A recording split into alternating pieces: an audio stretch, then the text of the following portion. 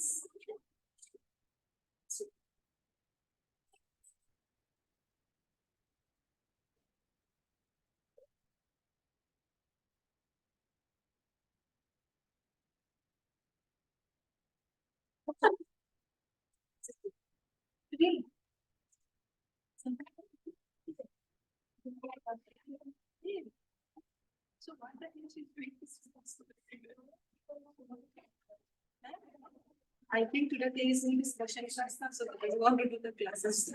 Oh, so how long do you want it? Just 1 hour. It's just on we're all in talks with others, so we are too good because we got our lesson last semester, not that.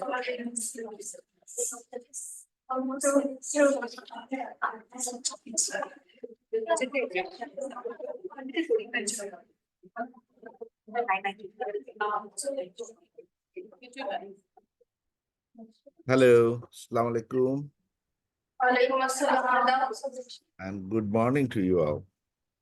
Morning. Is Firoza here today, or someone else is there? No, she's not here today, so I'm here today. My name is Nusaiba.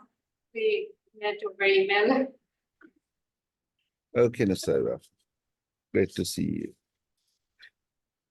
Well, very good morning, students. So, how are you today? Not good, sir. Not good? No.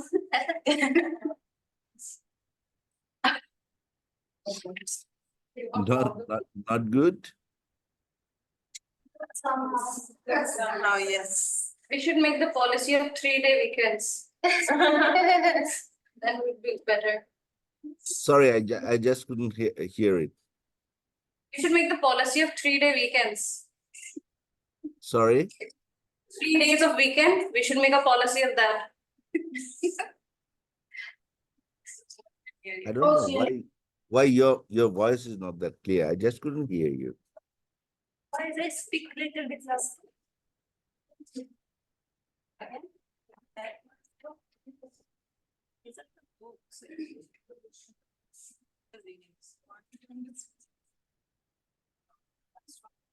So can you hear me? I don't know. I just couldn't hear you. Yes. If all of you speak at one go, then no one can hear you, right?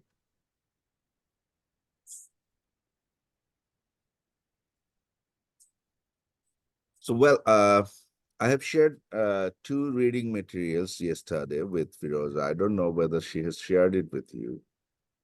Yes. Have you got those? Yes. Understanding of Policy by Mr. Dye, Thomas Dye, Art Dye, and another one that will give you an idea about the policy-making process in Bangladesh. Just these are, maybe we will use those as a material to carry on our discussion, especially maybe in the next class. And that's why I have just shared it today, so that you can go through it to have a clear concept, apart from what we have discussed in the class.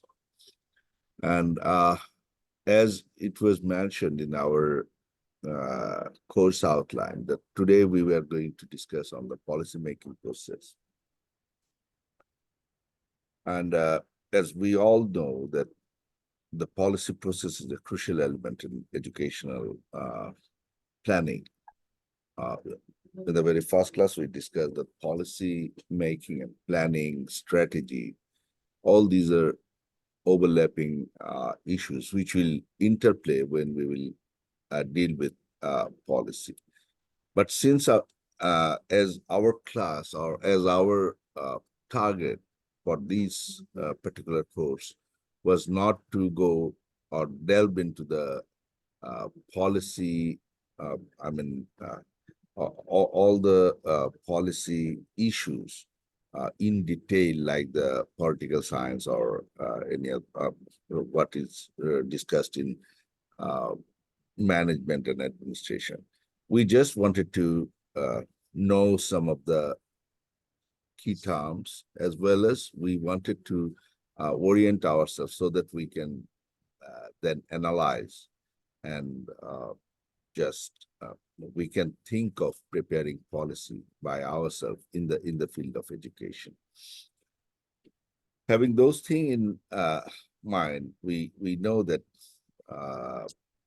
to understand that it is essential to clarify the concept of policy as well as policy making. So far in our last class, we discussed on the policy issues and its importance, its characteristics, its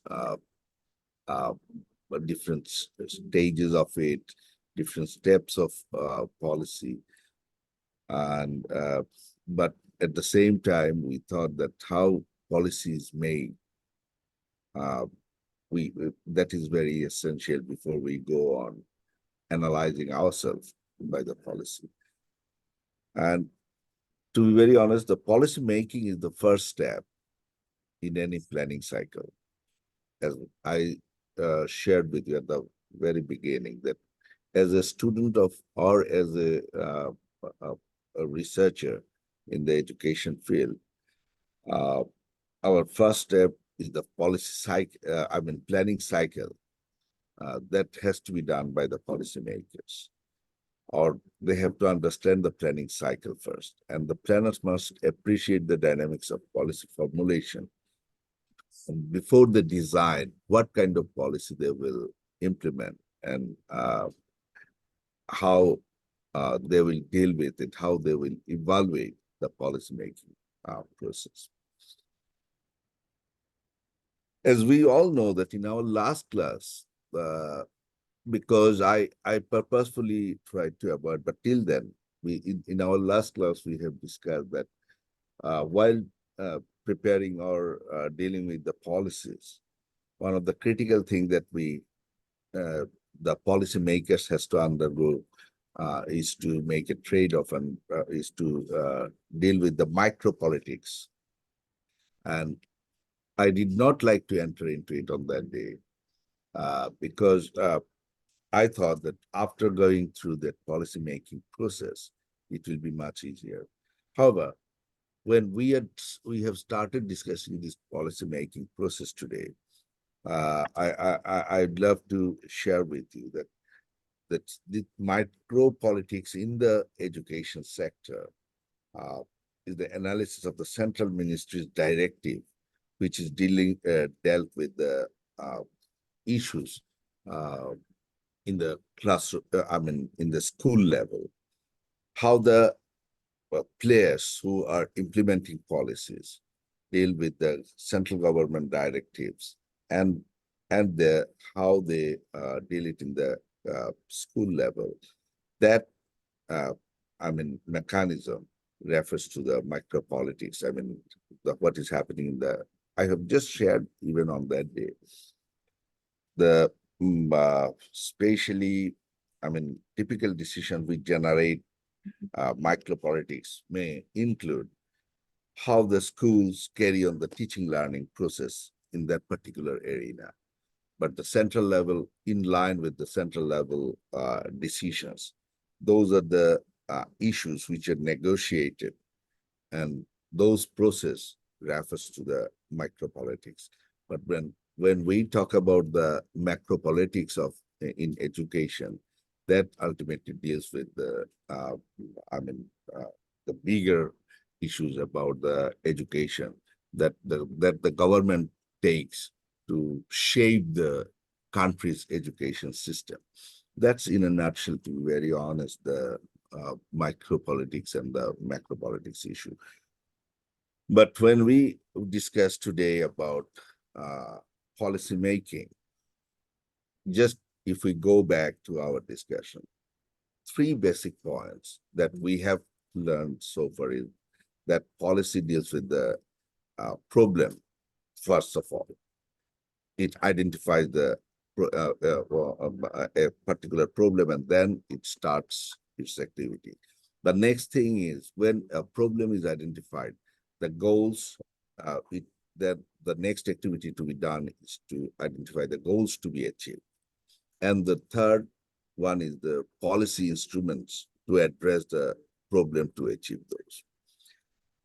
Keeping those three points in mind, how we will make policy can be just seen as we have seen in the diagram, just for our understanding. So the first step is about defining policy, what type of policy we need, what application, and then we have to develop policy, identifying its process and its effect ways, and then we have to take some policy decision, what we will do, and the last step is implementing policy. And a policy often comes in the form of a general statement, as we know, or it's in a written regulations or guidelines, procedures, or standards to be achieved. Policy also refers to the distinct path of action, as the third point we have discussed about policy, the policy instrument. Distinct path of action, which is suitable for the pursuit of desired goals within a particular context, directing the decision-making of an organization or an individual. So the policy may be formal or informal. That's another issue we discussed. When it is a formal policy, that might take the form of a planned policy document that has to be discussed, written, reviewed, approved, published by the policy-making body. Then and then only that is executed, or in the field level that is done. But it can also, it could be government's national plan, that is a formal document, or an informal policy might be an ad hoc general, even written or unwritten or widely recognized practice can be taken as another informal policy. Suppose even in our institutions or in our in one society, the kind of behavior we are doing, the kind of accepted kind of actions we are taking, those are also a part of policy. But those are the accepted facts, and those we take as a unwritten or ad hoc or general kind of a thing.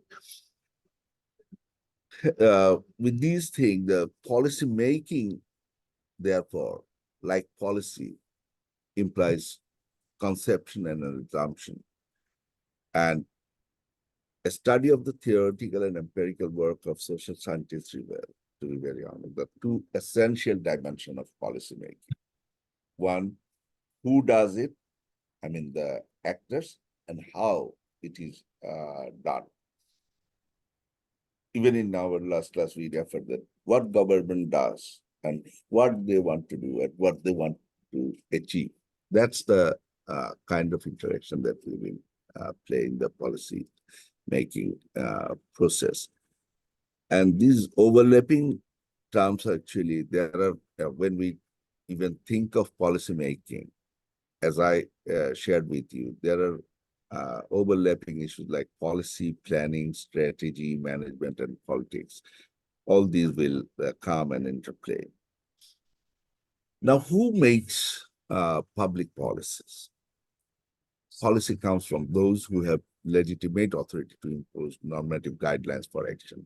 For example, for any country, even in if we think of our country, it is made by the elected officials among the, I mean, in concert with the advisors from the higher level of the administration, which you can very well understand. Whenever a new government comes, they have got a political manifesto, and that manifesto turns into become their vision to pursue, based on which those political commitments and the administrative heads all they sit together, and then they will prepare one policy on any particular area. And it is also made by the non-elected officials, then are required to implement the policy through the programs.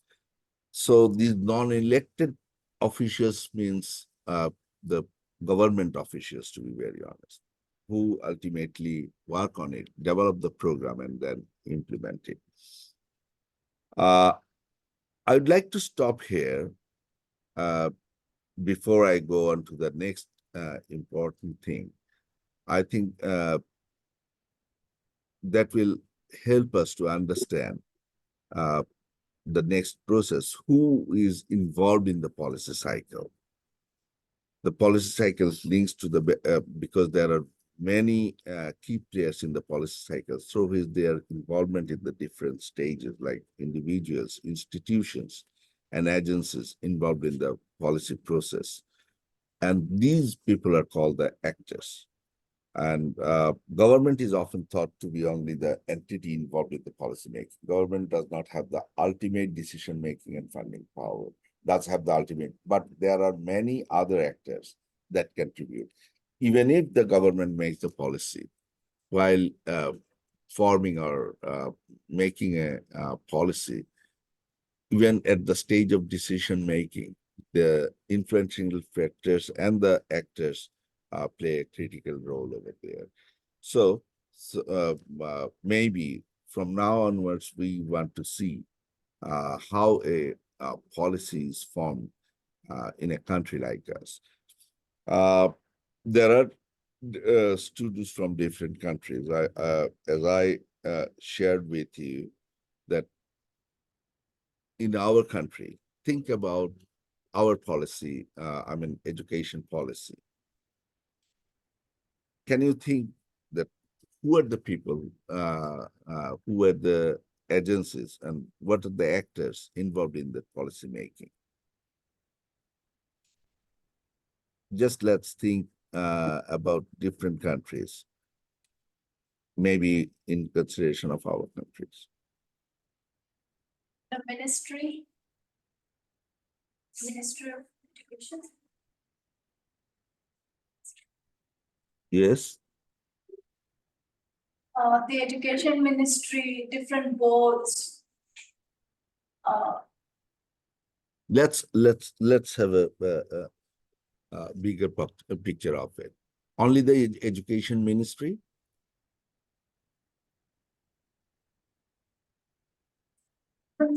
Are not probably involved in the decision-making process. So I just say, yeah, ministry and boards.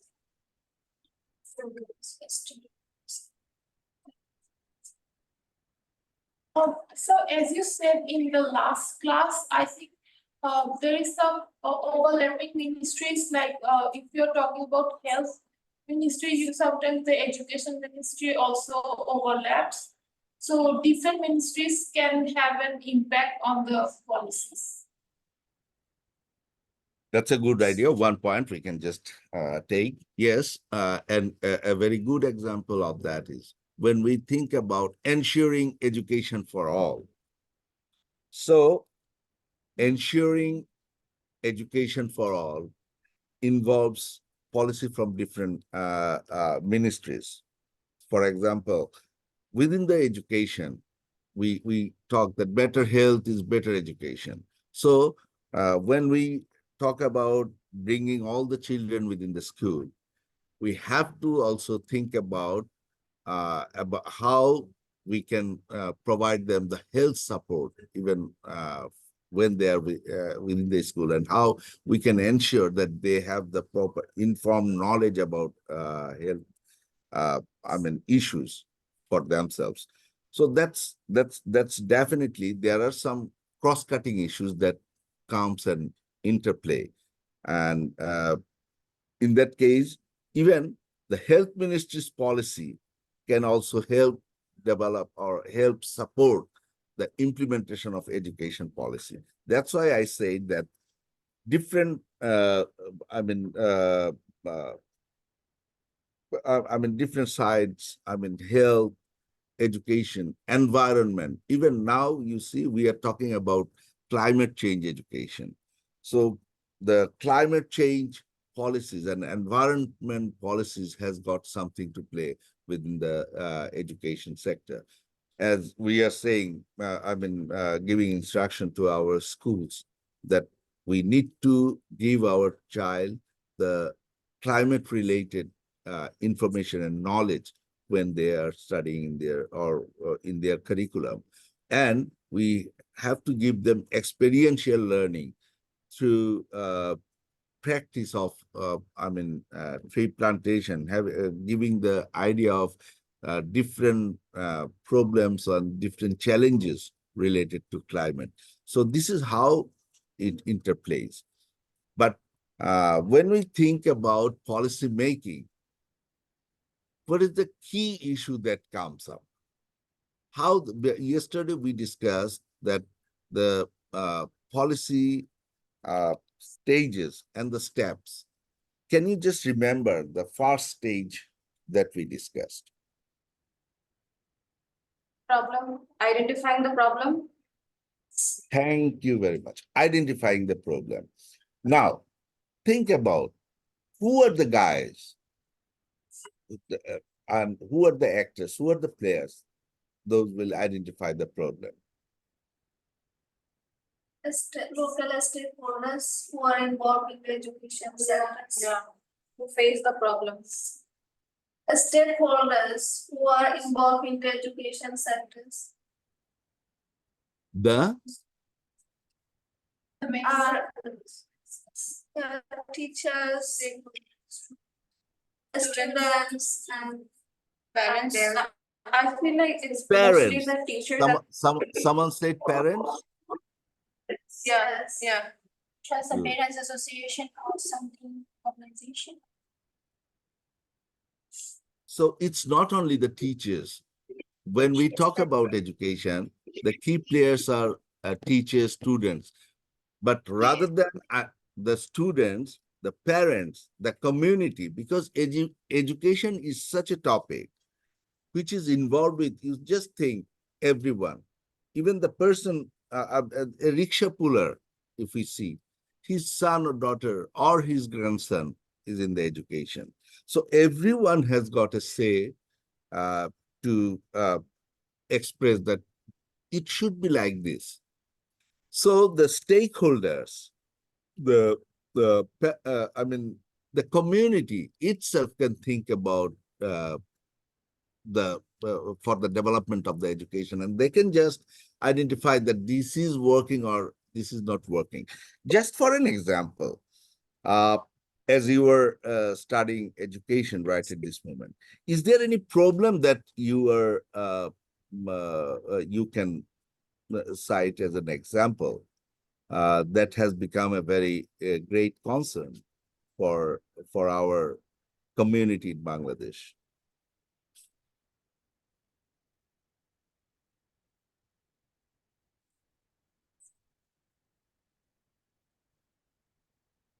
Can you please repeat the question? Well, is there any concern that you're listening over and over from various corners that this is a real problem in the education sector, or we are just struggling with?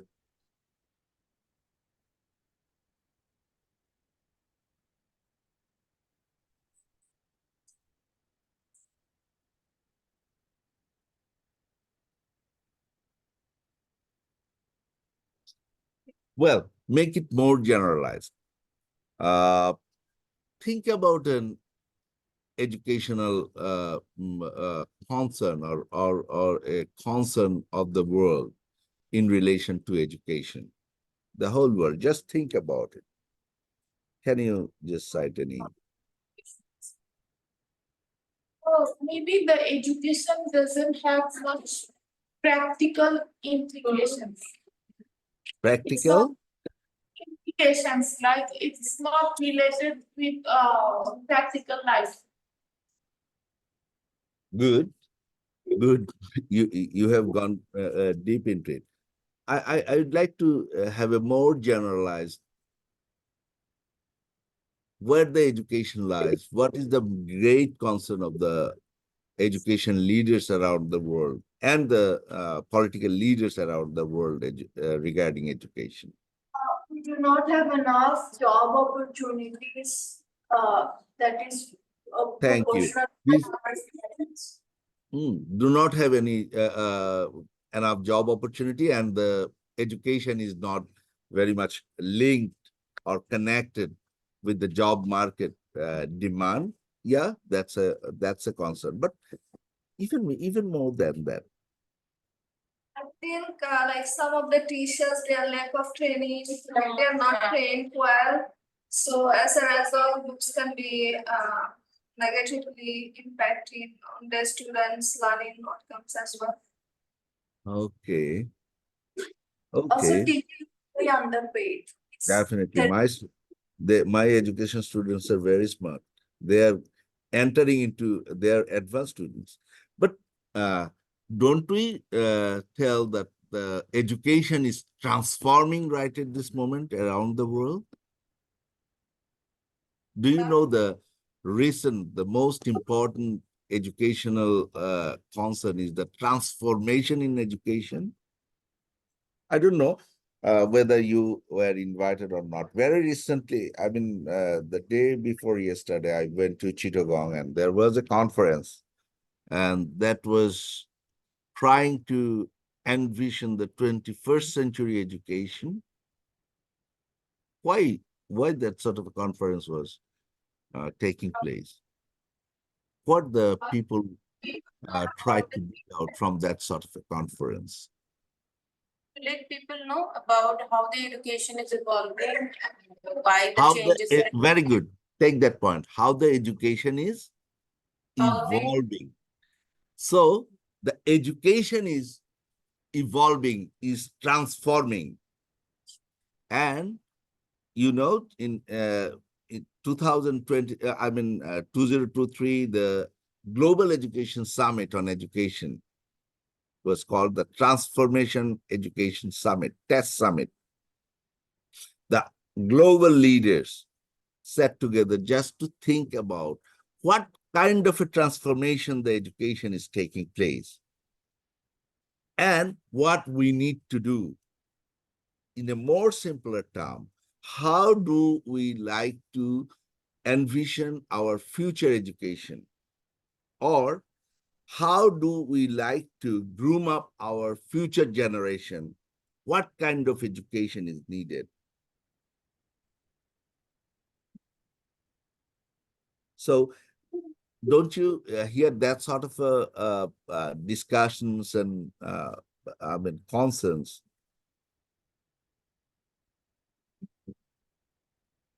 In a broader term, that has become a big discussion all over the world. You have rightly said some of you have discussed that the teachers problem, classroom problem. These are the existing challenges, but we have got 21st century challenges in front of us. The whole world is thinking that we are heading towards, with the advancement of the technology as well as the fourth industrial revolution challenges.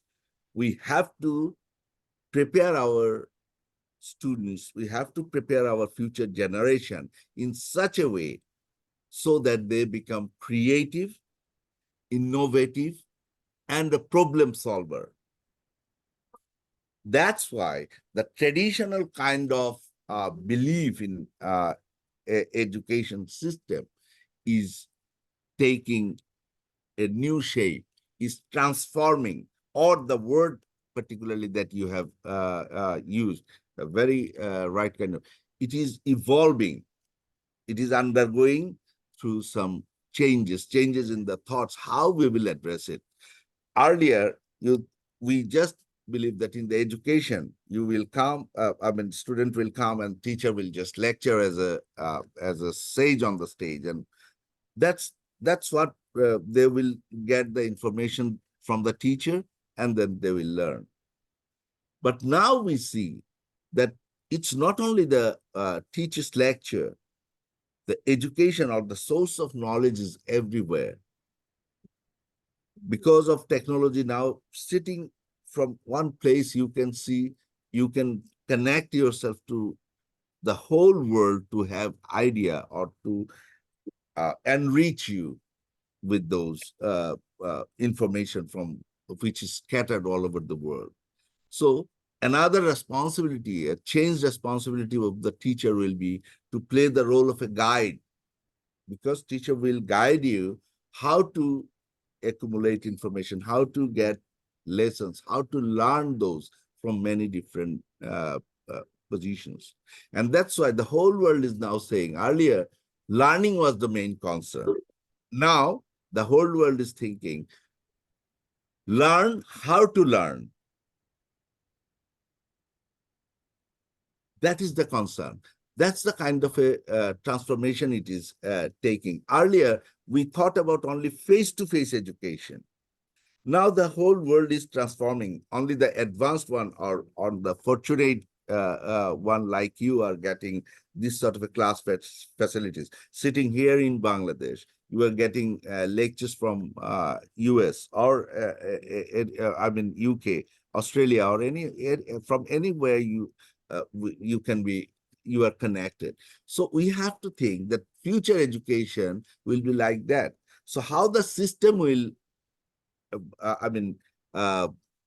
ensure that those modern facilities are available to each and every one, because we have to ensure equity, because that's the existing challenge. As you were mentioning, that in education, we have to ensure not only education, we have to ensure whether the equity is maintained over there, because the journey started with education for all. Then we say quality education for all. And now in SDG, we are talking about quality education and lifelong learning opportunity for all.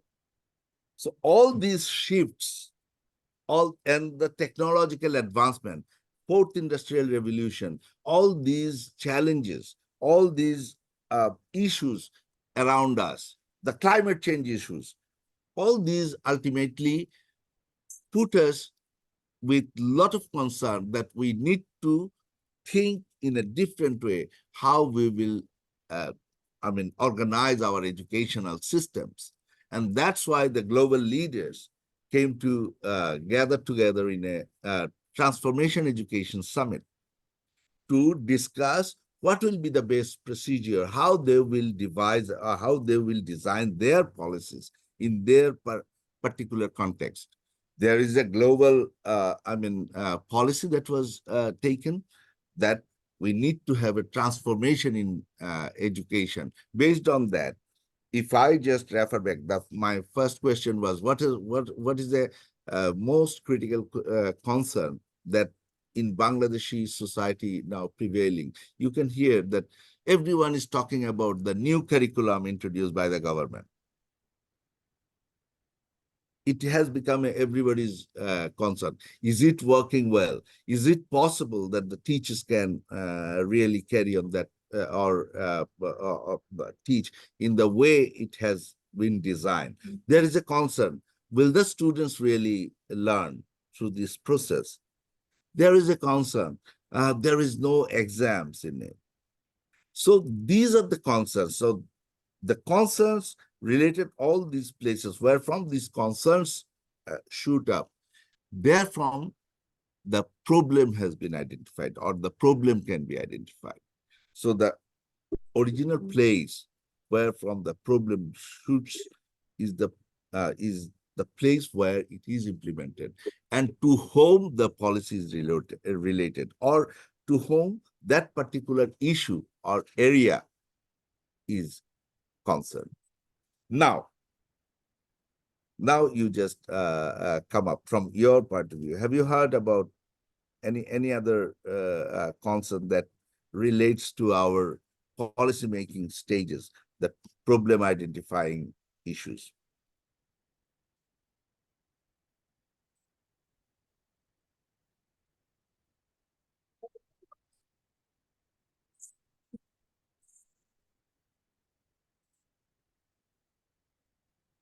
Yes, sir, can you repeat it again?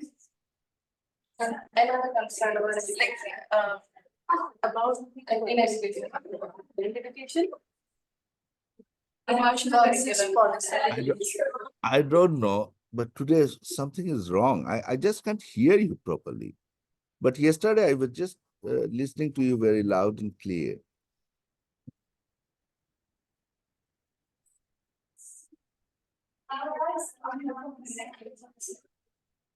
Maybe the lack of daycares in the schools, because some teachers have their own children.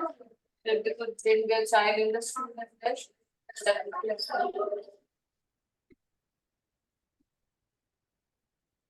Can't hear you. Well, let's go in a very simpler term. So it's the government. We have already identified is a critical role player, because they decide, and if it is when it is a top-down and approach, so they have taken a decision and make a policy which has gotten a wider impact on the people who are involved in it. And we know, even in our policy, in our last class, we said that there is another one important issue is taking decision and adoption of policy. So this is done in any country through parliament and the government, elected bodies. That's why that parliament and the parliamentarians and the politicians, they are a critical part of policy making process. The third one is the public servants. Public servants, I think those who are working in as a public service, like in the education department, if it is education department, the education secretary, from secretary, deputy secretary, and all these, even the board chairmen, even the DG, and people like us who are working with the starting from the policy making to policy implementation stage, all those are a part of it. And political parties, as I have said, that the parliament is also involved, and the political parties has got also to say something. That's why I asked you that what the most critical concern that has been widely discussed in the country is who are the people. You see, different political party will come and interplay, and they will say, oh no, this is not working well, and maybe it should be done in different way if it is an opposition party, or some other will critique it in many different ways. And then another important, the most important is the public. On whom the policy will be implemented. That media has got a critical role to play, because in many cases, media identifies the problem, and from those things, we can the agenda can be formulated. And the interest group is another thing, and the legal system. All these are critical actors for policy making. So with these identification of the thing, let's move on to policy making. The first stage of policy making, that is agenda setting or the problem formation. Well, both can be. In some places, you will say it is agenda setting, or we can identify it as a problem formation. And in this stage, what are the issues that will come up? First of all, we have to understand the challenges or the problem that's with us. What precisely is the problem? That I mean, the actors, those who will be involved in a policy making process, they may start their activity by asking in any particular area, what is the problem right at this moment? Is it only the teacher-student shortage? Is it the classroom shortage? Is it the teaching learning materials shortage? Or something else? Because there are some existing challenges. In the education, we are facing now new challenges. Earlier, the content was only the, printed books. Now, in Bangladeshi education system, or in many, all over the world, the educational content can be online. So one of the challenge of the Bangladeshi education system would be how those materials can be provided online, how those content can be developed, and how those content can be made available for the students. So this is a new kind of a challenge. The teachers, yes, there is an existing challenge where the teachers are very well trained to deliver their lectures. But now the additional problem is when the technology has taken a new position, now the teachers may need to take online classes. They take, normally they take face-to-face classes. Are they trained to take online classes? Are they skilled enough to conduct online classes, to assess their students through online, to develop the content and deliver it through online? So along with the existing challenges, the new challenges has been added, which needs to be taken into consideration. And that's why, what precisely is the problem? As a policy planner, we have to start by thinking, what is the problem? Why the education system is really concerned about? Then what evidence is there?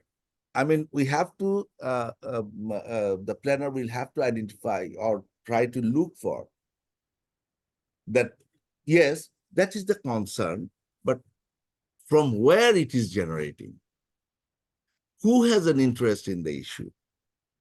Who are actually talking much about it? Who are very much concerned about it?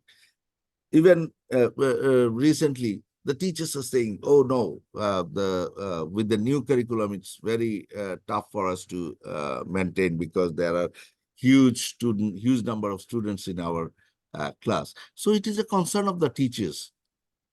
Those are the things that we need to take into account as a policy planner. Then we can identify, we can jot down those concerns from different angles to form or to clearly set an agenda that this is the problem with which we have to deal with. What do we want to achieve? We have to ask ourselves. That's how we will go about it. Today, I have just shared all those, and I have shared with you one practical, example from our Bangladeshi context educational policy making process. I will discuss it tomorrow, maybe in our next class, how the policy is formulated, how the planners start thinking in our country. And then that's not all in it. Maybe we will discuss, is it really working well or not, or how the actors are playing in it. So these are the questions through which we can start by thinking the policy making, how the policy is made.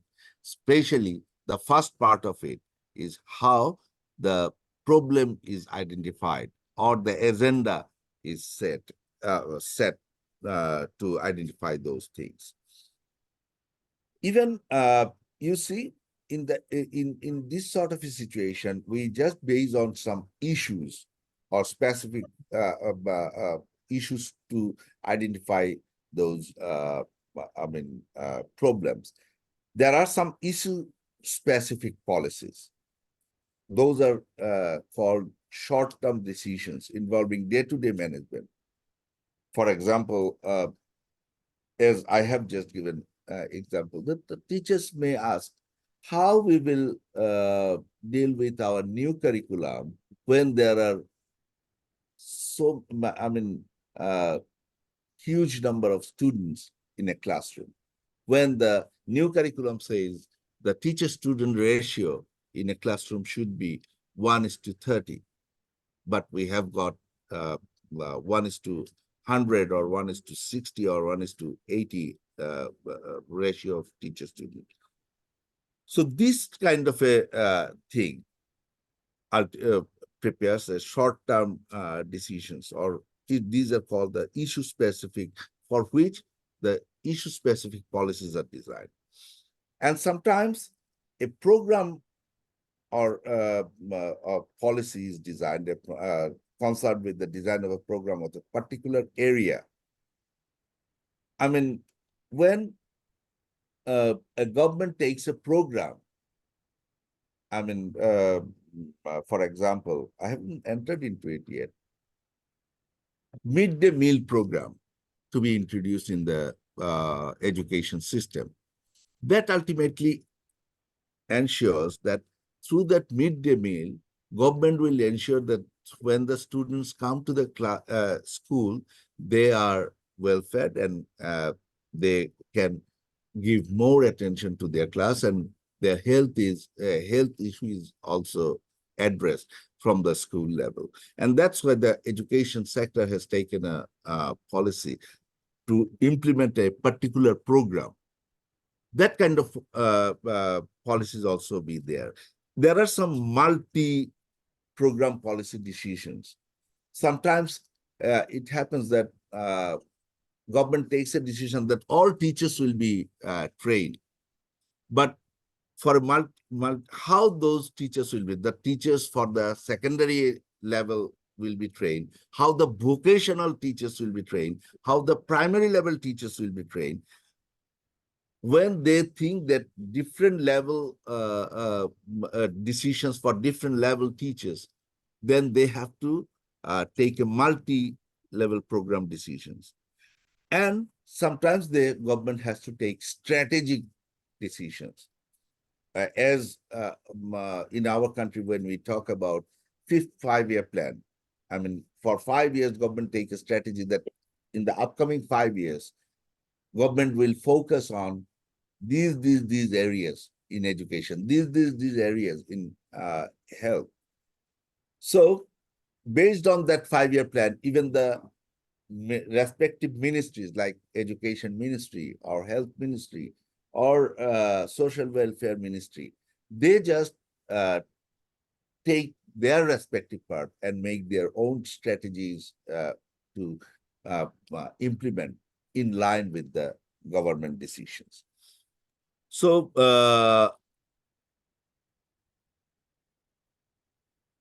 the very example, I think I have just given some examples. I thought that I will just discuss it with you as we discuss the papers I have given and the practical situation that we encounter. I mean, the strategic issue that we have discussed, how can we provide basic education at a reasonable cost to meet equity and efficiency objectives? So the decision that will be taken from the central level will be the strategic decision that is applicable for each and every one. Then the multi-program, as I have discussed, should resources be allocated to primary education or to rural training centers? So this is again, this involves different level of education. The resources is a common thing, but how it will, whether it will go to the primary education or to the rural training centers or to the secondary education, or some part will go to primary, some part will go to the secondary, some part will go to the higher secondary. When that sort of a clustered program is taken, that is known as a multi program. These are the issues that will come up when we will discuss the education policies or the formulation policies in the book. And the program, what should training centers be, how should training centers be designed and provide across the country? And issue specific, should graduates of not urban centers be allowed to go into the higher level of schools? I mean, as I discussed, the very specific particular area, when we discuss about that, that becomes a issue. And here are some more examples, to be very honest. And then the last slide I just wanted to share with you to start thinking in the education. Normally, it starts with education and development. How do we think about developing education system in a particular country? What are the areas that will fall under education? Equity consideration, this is a common issue. The quality, how we will ensure quality in education, that's again an overarching issue. Structure, administration, and management of education. The curriculum is another issue. Cost and financing of education. The planning techniques and the approaches, information system, monitoring, and evaluation. So based on these key issues, we will try to see our educational policies. We will try to identify our problem. I mean, the stages now we have discussed, because those are generalized issues that we discussed. What is public policy, how policies are made, how policies are interconnected, and all these things. Now we will start thinking these issues under the banner of that public policy. I would stop here to take some questions for discussion, so that we can carry on our discussion in our next class. And I will request you to particularly go through the small article that I have shared, based on which we will discuss how the different actors and how different factors influence policy making and policy implementation, or the policy issues in any particular country. Professor, I have a question before.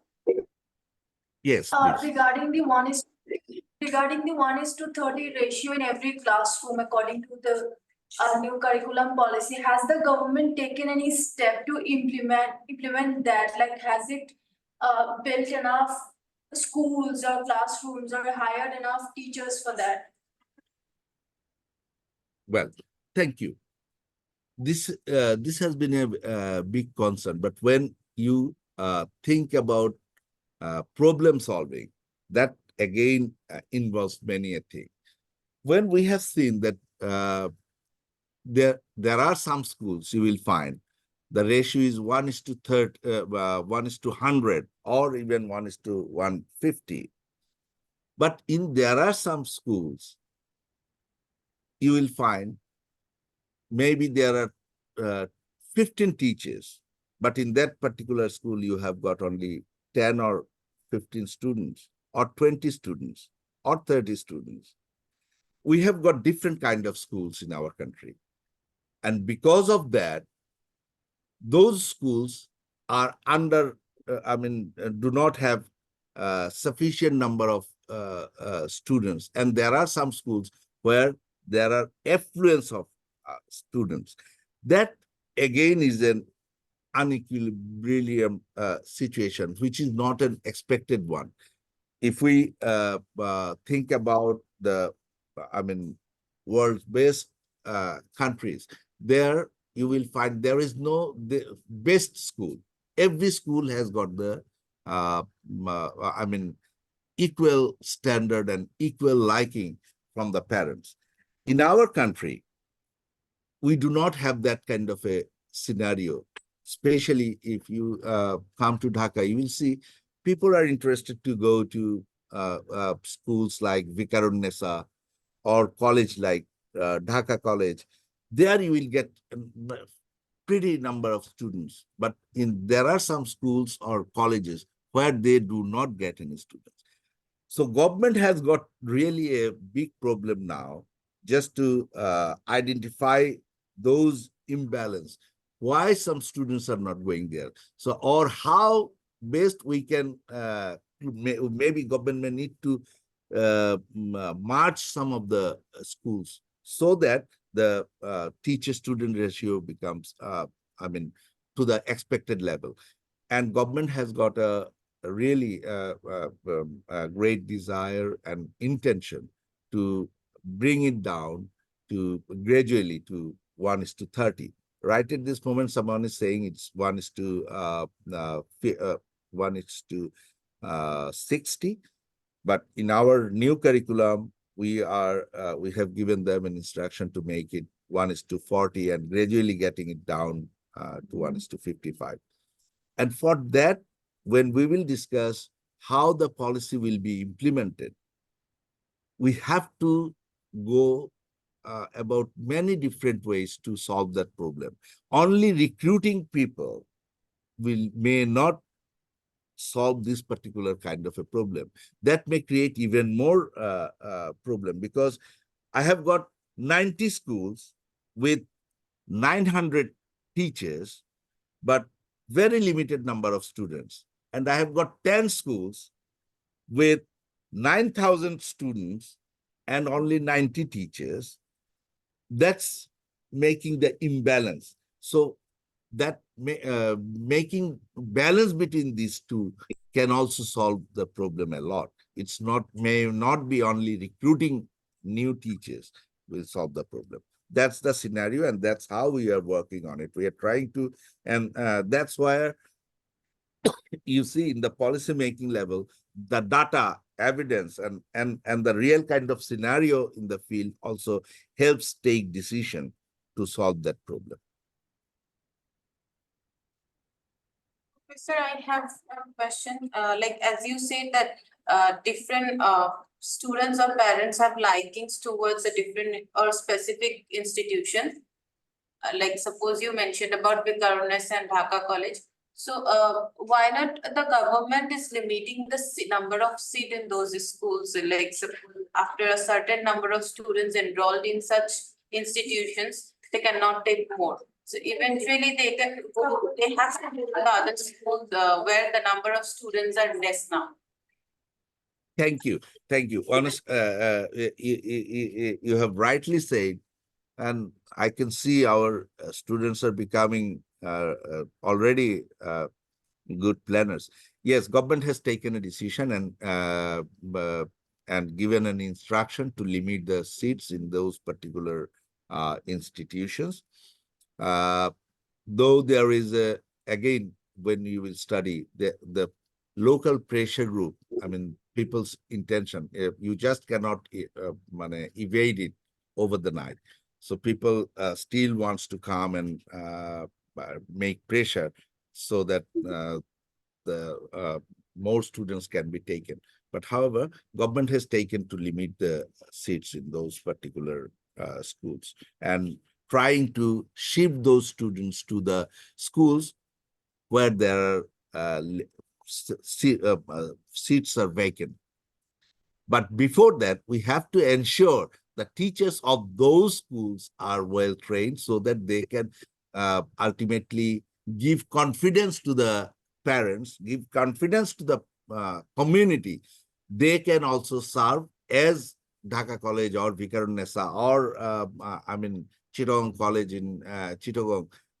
They can serve. So we have to give that confidence, and to do that, we have to take many other intervention to develop those underdeveloped institutions so that they can grow up with name and reputation, gaining confidence from the parents level and even from the students and even from the community, so that they do not just rush to take admission in reputed schools or colleges. Our target is to make that the nearest school, nearest institution is the best institution for the student. That's what we are actually targeting right at this moment. And that's why we are going through that transformation in education. That's why, as keeping that thing in mind, we are now shifting from that, markable, when we judge or standardized based education, as Pasi Selberg said, we have to shift to from standardized based education to competency based education, whether the students has achieved the competency. And that's the main motto of our new curriculum. We just want to see whether the students are able to do something or able to do what has been taught or what they have learned. It's not only they will memorize and then vomit and then get some marks. So that's again an intervention. Though it is a new curriculum, but through this new curriculum, it is a shift that we want to make.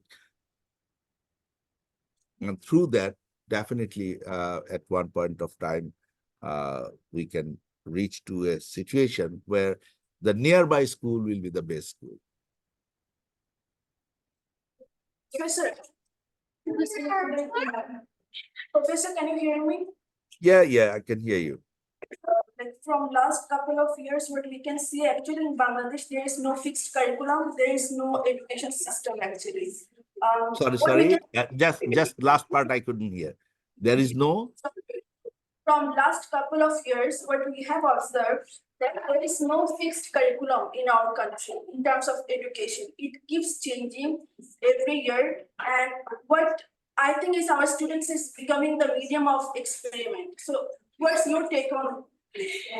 Do you think it's okay for the students or how they are going to get affected by it?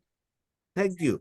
Now I see, rather than giving lectures, this is becoming a very interesting discussion. When we are talking about policy making, these misconceptions and the concerns from various angles ultimately shapes the, better implementation of policy. As you were saying, that there is no fixed curriculum. Honestly speaking, before this curriculum, our last curriculum was introduced in 2012. So it's almost a decade. After decade, we have come up with a new curriculum. And if you go through the literature on curriculum, you will say curriculum is a issue, a continuously evolving issue, because the demands for developing your future generation keeps changing with the span of time, because the way we have taught, the way they have led their life is not the way they are leading now, or will not be the same in future. So curriculum is the issue of changing, continuously changing, but it is in a spiral way. After one curriculum is taken, the research done, you see, for introducing this curriculum also, we have started research way back in 2016 and 17. That means 7 years back. And then we have tried to identify what will be the best way to design our curriculum so that we can prepare our new generation. You can cite that someone say that it's the different kind of a practice we are introducing, but the curriculum is not changing every year. So maybe there lies the main misconception. There lies the concern of the people, because in the ground level, they're thinking that curriculum is changing every single day. It's not changing. Maybe when we discuss later, we can discuss it more. Or any other question, follow-on question to that.